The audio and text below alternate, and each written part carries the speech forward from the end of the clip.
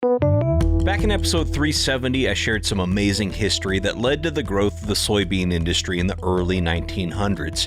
But the story didn't end where that episode left off, which would be around the 1950s. The soy industry kept innovating and continues to do so today.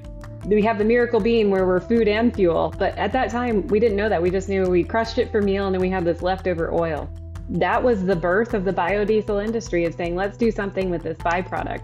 Meagan Kaiser is the chair of the United Soybean Board, also known as the Soy Checkoff. The 32-year-old research and promotion program continues to find ways to expand markets and uses for soybeans and soy products. We've got soy tires, we've got soy oil, soy asphalt, we've got soy components in your vehicle, in sneakers and shoes that you wear, and then, of course, on your dinner plate, either through an animal protein or directly as soy. But at the end of the day, all of these exciting initiatives and products are in service of the people who fund the United Soybean Board, the U.S. soybean farmers. I see farmers as scientists, and we're continually trying something and comparing it to the way we might have managed in the past. I think that that's exciting for, the future of agriculture. We're talking soybean innovation with United Soybean Chair Meagan Kaiser on today's Future of Agriculture podcast. Well, hello, fellow ag nerds. Thanks so much for joining me for another episode of the Future of Agriculture. My name is Tim Hamrich, and every week you and I get to hear from the farmers, founders, innovators, and investors, the people shaping the future of the ag industry. Today's episode and every episode this quarter is brought to you by the Soy Checkoff. It takes more than hard work to move a commodity. It takes a strategic plan with foresight and farmer leaders like you to implement it. And that's your Soy Checkoff. The Soy Checkoff is looking to the future of soy production needs and the needs of your marketplace. It's always looking ahead for on-farm innovations and new market opportunities to benefit you and your fellow soybean farmers. Whether it's finding new markets for oil and meal, both here and abroad, investing in production research to help soybean farmers get more from every acre, working with the supply chain to move soybeans more effectively to impact your bottom line, by pooling resources through the Soy Checkoff, you're moving soy forward, which helps move your farm forward. Having a sound plan delivers results, and you and your fellow soybean farmers are proving it by bringing tangible results back to you through the Soy Checkoff. You can see all the ways your Soy Checkoff is moving soy forward at unitedsoybean.org. Thank you so much to the Soy Checkoff for supporting innovation in agriculture and the Future of Agriculture podcast. And joining me for today's episode is, of course, the chair of the United Soybean Board, Meagan Kaiser. Meagan has a really impressive background growing up in agriculture and pursuing a degree in soil science from the University of Missouri. This set her up well to join her family's soil laboratory business, Perry Agricultural Laboratory, which has been around for 40 years based in Northeast Missouri. She's now a soil scientist and the chief operating officer of that business, and at the same time, she farms with her husband Mark on the other side of the state in Northwest Missouri. We'll certainly talk about both soil and farming in today's episode, but she's really here in her other capacity, which is the chair of the United Soybean Board, where she leads a group of 77 farmers who share one goal: to increase return on investment for U.S. soybean farmers. It was really a treat to talk to Meagan about the role of the Soy Checkoff, some of their many approaches to creating value for farmers. We cover things like infrastructure and biofuels and health and nutrition and innovation and technology and more. They really are doing some very innovative things to continue to expand the demand and interest in soybeans and soy products. I'll drop you into the conversation here where Meagan's sharing a little bit more about her background and what led her to the many hats she wears today. So in 1982, my parents started Perry Agricultural Laboratory, where we do soil testing, plant tissue testing, and basically the focus is nutrition and agriculture. So it's a natural fit that I then married a farmer, and we farmed together. And I have our plant tissue test results sitting on my desk right now as we are looking at our in-season management. And so it's all farming all the time with heavy emphasis on science, like many farmers across the country. Yeah. So you are living the dream then. I mean, did you always know you wanted to both be a soil scientist and a farm? Well, I would love to say that I was that forward thinking as a child, but no, I was 16 really when I discovered, I guess, that I wanted to be a soil scientist. my parents' laboratory at that time, we did quite a bit of work in England.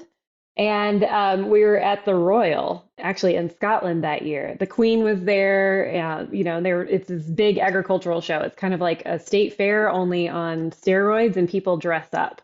And they were wearing, the suits and ties at this agricultural show. And somebody had dug a soil pit, and my dad had jumped down and was talking with these farmers from, all over the United Kingdom about what emphasis they should put on their soils when they were growing potatoes and sheep and cattle in England. And so it made me realize then that agriculture is important the world over, food is important the world over, and nutrition is incredibly important for everyone. That is an amazing story. So were you guys just over there for the fair, or like you analyze soil samples from the UK in Missouri? Or We do. Yeah, I jokingly say it's our global headquarters, but we receive samples from 75 countries and all 50 states here. And then my husband and I kind of, when we joined the business in 2010, wanted to put more of an emphasis on precision agriculture. And so we started a precision ag sampling business. And at the same time, we became the fifth generation on Kaiser family farms, and we farm every day with Mark's family. And so it's a little bit confusing. It's hard to do an introduction in less than 5 minutes. yeah, well, and with all of that going on, you still, became so active with the soybean board. So how did that happen? Well, I was told it was 3 meetings a year, and we joke about that because it becomes much more. But the checkoff is worth the time invested because, in agriculture, so often things just happen to us. Weather happens to us. We're price takers. We're dependent on a very public infrastructure system. We're just kind of at the whims of what other people decide until you get to the checkoff where we've pooled our resources and we can have an impact on infrastructure. We can have an impact on drought genetics and flood tolerant genetics. We can't have much of an impact on weather yet, but we can buffer ourselves. And so I find our role at the checkoff just, while it is time consuming and it does take commitment, I think, there's 77 farmer leaders who take the time to really be involved and make sure we're stewarding the investments of 515,000 US soy farmers. It's actually incredibly inspiring that we get to have such an impact on our own destiny. Absolutely. Yeah, we've talked about checkoff programs here on the show before. I guess it's been a while. We had Darren Williams from Almond Board on maybe 2 years ago. But the concept though being every farmer contributes, and you pool those resources, as you said, to benefit everybody through these programs. You now have the benefit of experiencing the inner working details of how the checkoff works. But before that, what got you intrigued in it in the first place, or did you already kind of have that sense? Well, to be completely honest, my first job out of college, I worked on Capitol Hill for our Missouri U.S. Senator. And so often you would have farmers come and want to advocate for something, but there were no numbers to back it up. They had these kind of anecdotal observations, but maybe there wasn't the right amount of research or the right amount of study. And soybeans didn't have as much of an issue with that because they had their checkoff programs. And, for 30 years, farmers have been doing this where we can study things, we can provide information, we can help expand our markets. Who else could do that for Kaiser Family Farms? I can't afford to have an international marketing arm. I can't afford to, provide the information that allows the Army Corps of Engineers to dredge the lower Mississippi. Kaiser Family Farms couldn't do that individually. But by providing the information and holistic study and analysis, we're able to say, hey, look, our life cycle analysis, the carbon that it takes to generate our green alternative fuel is very minimal, and we can use our own biodiesel and renewable diesel. That kind of work is only done because we are able to invest in the research and the study and come up with the numbers that then allow other people to make better decisions. Very cool. And, when you hear about research and promotion programs, obviously, you think about marketing, but you also think about research. I don't think about infrastructure. I know you mentioned infrastructure there earlier. Let's talk about that a little bit. What role does the soy checkoff play in kind of investing in infrastructure for the industry? So this was a really important question. About 7 years ago, we had infrastructure as a part of our strategic plan.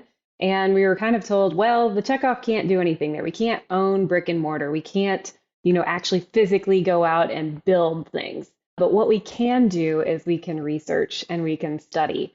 And so it was really exciting. We partnered with the Soy Transportation Coalition, the American Soybean Association, and the U.S. Soybean Export Council. And all of these facets, we all have different roles within the soy industry, but all of us work together to say, what's keeping some of these instrumental infrastructure projects from happening? And what role could we do to break down those barriers? And the answer, well, the first one we tried was dredging of the lower Mississippi River. And the reason that that project wasn't proceeding is that there just wasn't funding for planning, engineering, and design. So we said, well, we can actually invest in that. And so we, as the Soy Checkoff said, we're going to put up $2 million almost as a pledge, because at that time, we didn't know if anyone could even receive it and do anything. So it was a kind of a pledge. And I'll say the Soy Checkoff always reimburses. We budget for something, and then if we can't use it, then it goes back into the checkoff pot for further investment. But we kind of pledged $2 million out of our budget and said, let's see if we can do something and if we can have an impact. It took all those partners working almost 2 years for the federal government and the state of Louisiana to say, yes, we figured out how we can receive those funds and we can be good partners. So our $2 million investment was met with a $245 million investment from our federal and state partners. That's incredible. I mean, 2 million is that's a lot of dollars. Kaiser Family Farms couldn't put that up, but we could when we all worked together. And because of that, we're now able to load these ocean vessels further up the river, all the way up to Baton Rouge. We're able to load them heavier, be more reliable, quicker out the Gulf of Mexico into the global marketplace. And that's the kind of impact our checkoff had on the investment. So it's taken almost 6 years for all of this to happen. But recently I got to go to the state of Louisiana and meet the governor and talk about how much this investment in infrastructure means not only to the local economy of the state of Louisiana, but to every farmer in the United States, or actually several industries shipping out the Gulf of Mexico. Yeah, and for something like that, I'm sure you interact with plenty of your colleagues, that are soybean farmers throughout the industry and may not make the connection of the direct impact of them on their farm. How do you explain something like that, of how the infrastructure affects, a farmer who's paying into the checkoff program? Well, what was cool is that with the Soy Transportation Coalition had data to right off the bat say, once we studied it, they even came up with maps of what it meant to actually every state in the United States as far as where you were farming and what impact you had. And on average, it was about 13 cents per bushel difference in our basis. And so, last fall we saw when we had really dry conditions on the lower Mississippi, the impact that had on our basis for us farmers, but also just the speed of transportation, the reliability factor for our consumers globally. We know that shipping on the river has a big impact, but it's not just those of us who ship directly down the Gulf. It also changes, how things are shipped out the Pacific Northwest, and that freight cost is weighed, especially once you get into Western Missouri, Nebraska, North Dakota, South Dakota. A lot of those goods go out the Pacific Northwest. And so we're working in both sea to shining sea, of looking at how can we improve infrastructure. So we also have a project at the Port of Grays outside of Seattle, actually in between Seattle and Portland, out the Pacific Northwest, working there to make sure that that port is able to continue to ship soybean meal very reliably and efficiently. That's really cool. And for any of the non-farmers that might be listening, we could do a whole episode on basis and still only be scratching the surface. But I think it's just important to know that, basis is what's going to move bushels, right? It's going to be the price above or below the Board of Trade that entices bushels to move. But logistics can have a big impact on basis. So if you can't actually load the vessels that are showing up at the port, then you're not going to bid very high price and you're not going to attract bushels. And so when Meagan says 13 cents a bushel in basis, that's a huge deal for farmers. That's cool. Thank you for sharing all that. Yeah, it's in depth and very, very complicated. But yeah, it's all these little areas that leverage how much profitability the U.S. soy farmer experiences at the end of the day. Wow.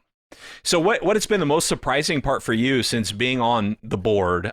What is something that you go, being on the other side of things, I never really realized the importance or the significance of this?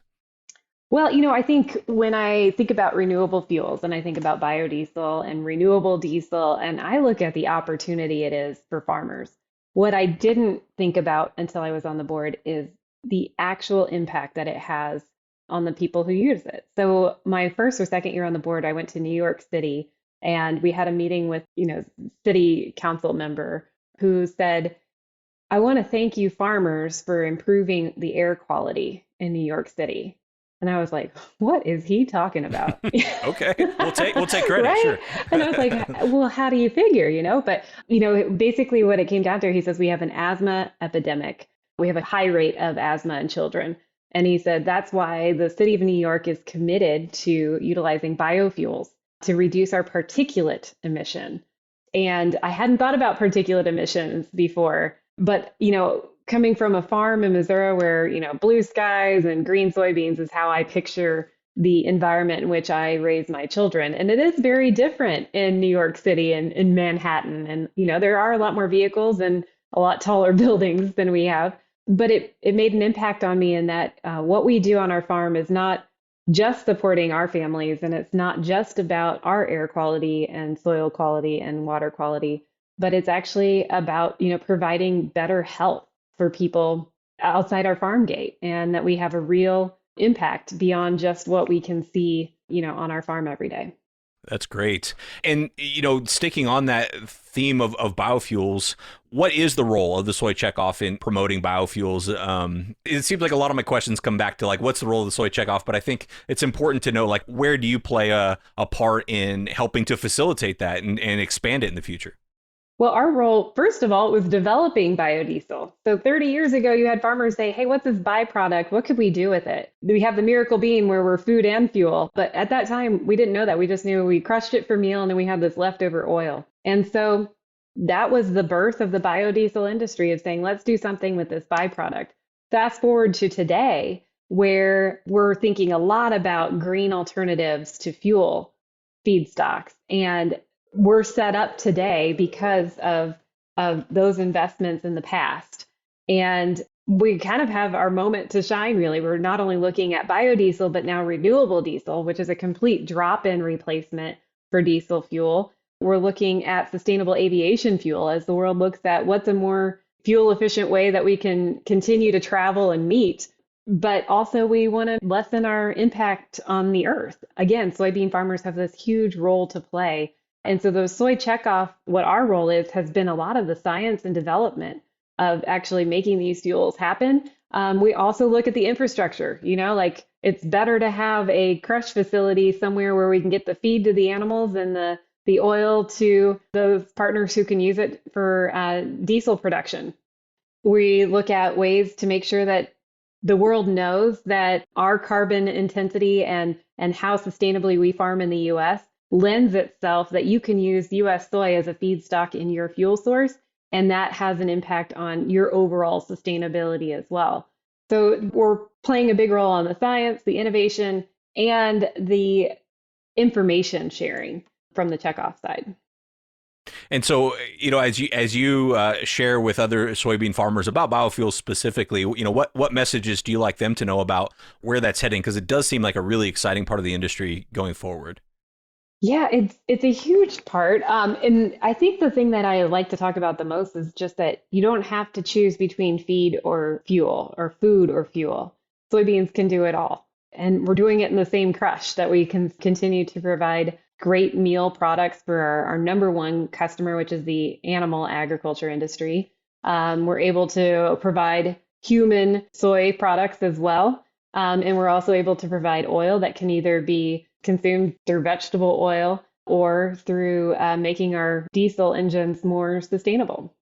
So, with that, and this gets down to one of the questions I just really wanted to ask you, which is, it's got to be a little bit intimidating how successful soy has been already. It's kind of like a where do you go from here type of thing, between just the growth of the acreage of soybeans, the inclusion of soybeans in so many different food products, industrial products, animal ag products, biofuels. It's kind of like a where do you go from here, and how do you top that type of question? Is that something you think about or wrestle with?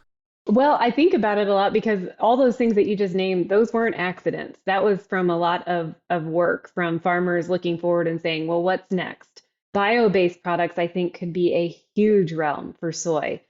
5 years ago, we were sitting around and saying, okay, what kind of industrial products we used to call them, should we be looking at? And on the news at the time was straws. Plastic straws are killing turtles and polluting the oceans and such. And we're like, well, could we make a soy straw? And you know what? Here we are, 5 years later. We have a high-oleic soybean oil soy straw that is biodegradable after 90 days. So it's that kind of thought process of where are places we could engage that we not only build demand for US soy, but we actually solve problems that the world is experiencing, just short down the road that we might have a solution for. So when we talk about our vision and goal for the US soy industry is for US soy to be a sustainable solution for every life, every day. And, sometimes that life may or may not know it that they touch soy, but we've got soy tires, we've got soy oil, soy asphalt, we've got soy components in your vehicle, in sneakers and shoes that you wear, and then, of course, on your dinner plate, either through an animal protein or directly as soy. So we hope, that our farming practices that we work very hard on to make sure that our land is there for the next generation, that those practices, they lend itself to sustainability past our farm gate. That our sustainability practices make everybody who utilizes soy more sustainable in their daily life. Very cool. And I have to admit something you mentioned earlier, high oleic soybeans, which I have used the term myself in the past, but I don't think I've really understand what exactly that means. What does that mean, the high oleic soybean?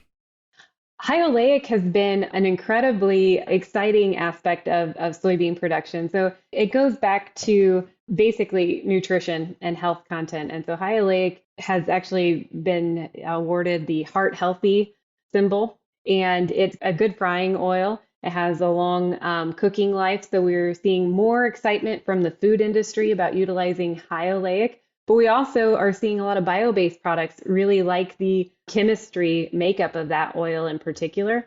And on top of that, then we even see that dairy cattle, when we leave a little bit of that high oleic soybean oil in with the meal, that dairies really benefit from the content in their diet as well. And so it's just a little bit different of a chemical makeup. The thing that we're learning about and that we're still working on is we kind of developed the high oleic trait as a checkoff. We also then had to develop the markets to buy the high oleic. So we had supply, and then now we needed demand, and then we built the demand, and now we have to build more acres to grow high oleic soybeans. And so that's a good problem to have, though. We actually have more demand than we currently are planting for, but the projections are looking good, and the more farmers that find out about it, it's really one of those kind of bend the value chain for farmers proposition where you actually connect companies to direct market with folks growing high oleic soybeans. And it's exciting not only for those farmers who are growing high oleic soybean then, but then that means they're not growing commodity soybeans. So that improves the value of commodity soybeans for everyone else. Great. I like that expression, bend the value chain. I haven't heard that, but that makes a lot of sense, how you can kind of apply that pressure to keep pushing the industry forward. Yeah. I think anytime that we can directly connect with those who want us to grow a particular way or a particular thing, it's beneficial to farmers and the people who are asking for it. Jim Sutter is the CEO of the U.S. Soybean Export Council, and I've heard him say it many times that U.S. soy is the provider of choice. If you want us to grow high oleic, we can do that. If you want us to grow commodity soybeans in the most sustainable, reliable, and efficient way, we can do that. You just tell us what you want, and we'll work really hard to provide it. Yeah, and let's talk about that, especially with you, being from a soil science background.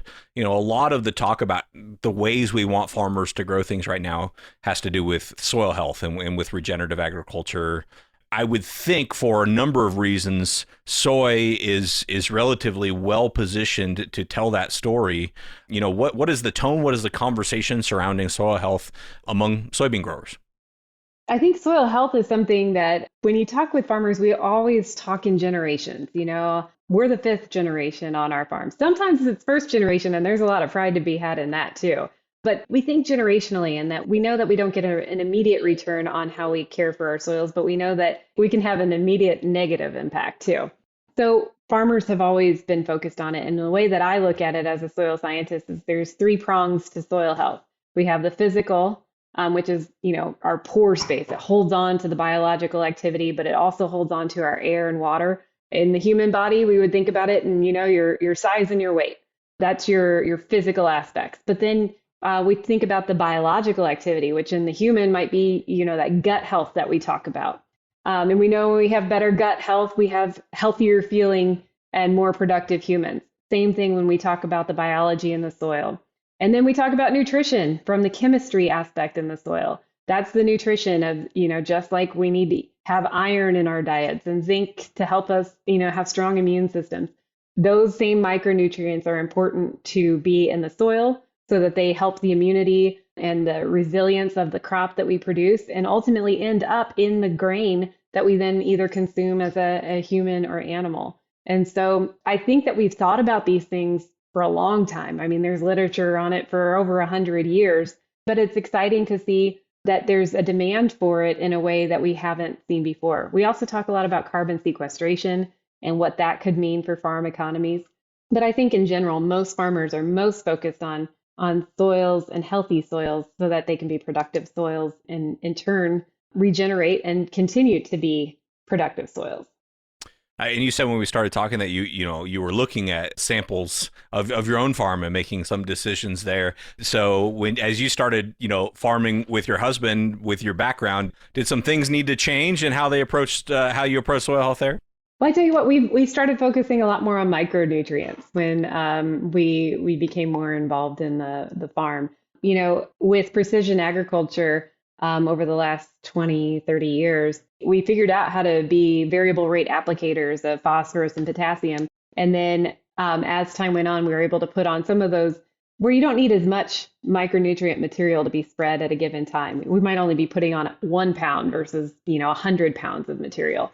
And so as we worked through the logistics of actually how to get those things applied, we've seen an improvement in our yield and our response. And so it's fun when you're in a farmer meeting and all of a sudden people are talking about boron and copper and zinc and how are you putting that on and what is the uptake and what are you noticing in your plant tissues? How long does it take to have a response?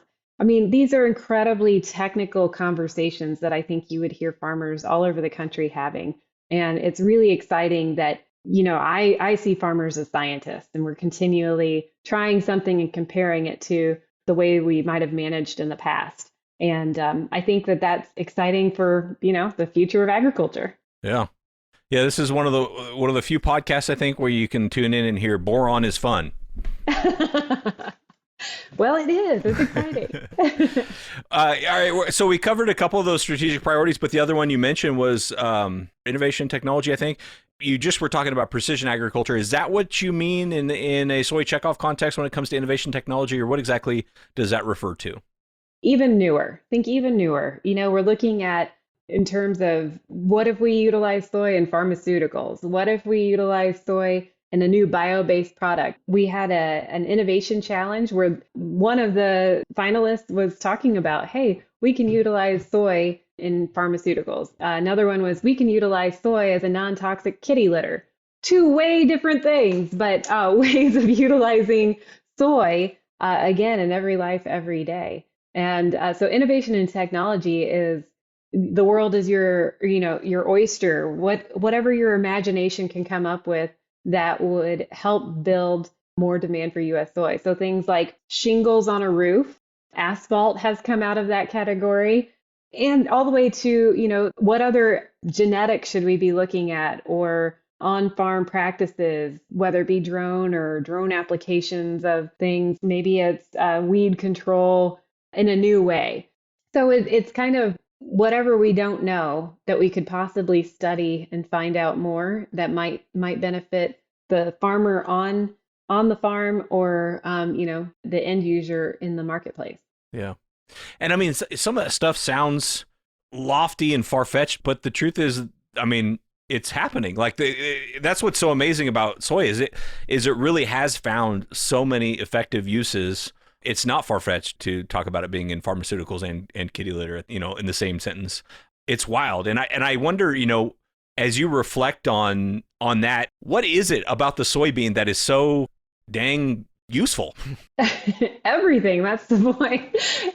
There's two components. I mean, we're even doing stuff with hulls, everything about the soybean plant is pretty incredible in that, it's a legume, it's a nitrogen fixing plant. And then the oil can be utilized in so many ways. The meal can be utilized in so many ways.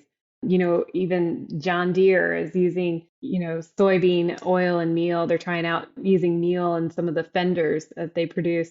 It's just whatever your imagination can come up with. If we look and see if we can use soybeans instead, even Henry Ford, 100 years ago, you were talking about World War II earlier, but World War II actually interrupted some of the innovation he had been working on, but he had made himself a soybean suit back in the early 1900s, and he had made a soybean car at that time. And, to this day, Ford is still utilizing soybean components in its vehicles. And I think it's that kind of innovation and technology of, I have this, what can I do with it? And the most exciting part of that is in the world where we're constantly all kind of reminded to recycle, reuse, and rethink, a crop that grows out of the ground and is renewable in that way every year and biodegradable in most cases, that's pretty exciting. So we're reducing emissions, we're renewable, we're reusable and biodegradable. Those are all kind of the big check marks to, future sustainability. So I'm not worried we'll run out of things to utilize soybeans for. Right. Well, with all that in mind, so many different directions you could go. How do you all assess where to invest? Where is going to have the biggest impact for the soybean farmers that are funding it? Well, that's always the toughest question. There's 77 farmer leaders, and every single one of us has a role to play in helping decide where our investments end up. I think when we consider things, it's one, is this an area that anybody else is looking at? It could be a high risk thing too. Some of our investments don't really pan out. It's like, oh, well, when we first tried the straws, they would fall apart in your drink. Okay, so that's too biodegradable. We got to get to, past the usage time. So 90 days is good. So we didn't want to do that again. But, looking at what is it that we could do nobody else is looking at? What kind of barrier could we break down to kind of help other people? We want to serve as a catalyst. But we also, the number one thing we have to look at is this a good use of farmer money in the terms that then it will be a return to the soybean industry in the United States?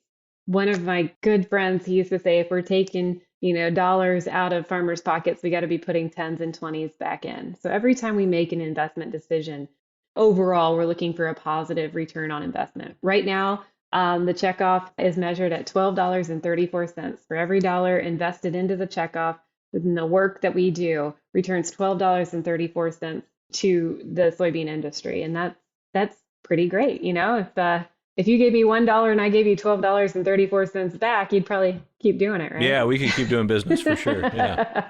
That's great. Well, this has been a lot of fun. My enthusiasm for what you're doing and for soybeans is real. I think it's one of the greatest success stories of U.S. agriculture, if not agriculture history, period. It's pretty incredible.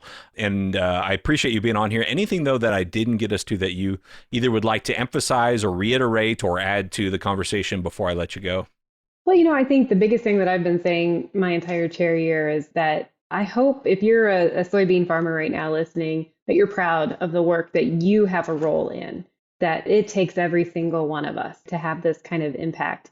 And that, your 77 representatives on the United Soybean Board are working very hard to be very diligent about our investments to make sure that it's well spent.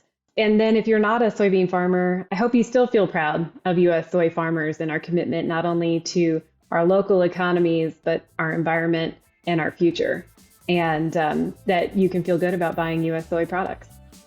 All right, well, that's going to do it for today's episode. Thank you very much to Meagan Kaiser for being on the show. These checkoff programs, these research and promotion programs really play a very vital role in agriculture in the U.S. and really where agriculture is headed. So I hope you listened intently into that and to their strategic approach, because they sure are on the forefront of what's happening. And, I can't believe, I think Meagan's only the second one I mentioned in that episode. We had Darren from the Almond Board on a little while ago. I probably need to do more of these to understand how they're thinking about the future of not only demand, but also production systems and the research and all of the many things that she mentioned there. So really enjoyed that. I hope you did too. Thank you again to Meagan for being on the show. Thanks as well to the Soy Checkoff for making this episode possible and every episode this quarter. Like I said at the top of the show, go learn more about them at unitedsoybean.org. And last but certainly not least, thank you for your time and your attention. I don't take it lightly. I'll be back next week with another story of ag innovation.